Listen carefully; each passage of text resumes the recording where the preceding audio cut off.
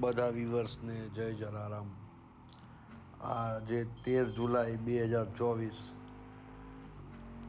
હું બોમ્બે આવ્યો તો મુકેશ કાકાના છોકરાના લગ્ન હતા આનંદભાઈના, તો મને બોલાયો હતો. તો હું જામનગરથી આવ્યો હતો. એ ભાઈ, હું તો પહેલી વાર આ બોમ્બે આવ્યો. બહુ મસ્ત સિટી તો બહુ જબરજસ્ત છે. બાપુ આમાં તો બહુ પૈસા હોય તો જ હાલે. હા,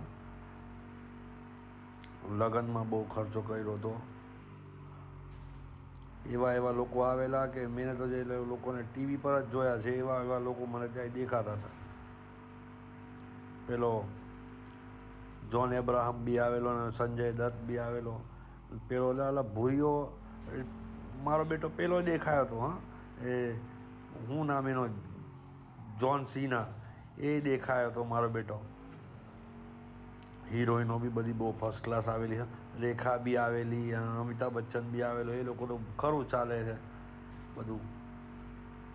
એકબીજા બાજુ કોઈ જોવા તૈયાર નહીં, નાચતા હતા ને મજા આવી ગઈ લોકોને.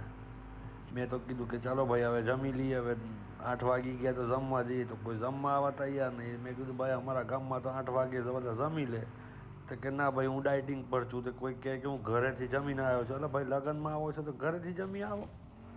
અહીંયા આવીને જમવાનું હોય. આટલું મસ્ત મુકેશ કાકાએ રસોઈઓ બનાવીને તમે લોકો જમવા તૈયાર નથી.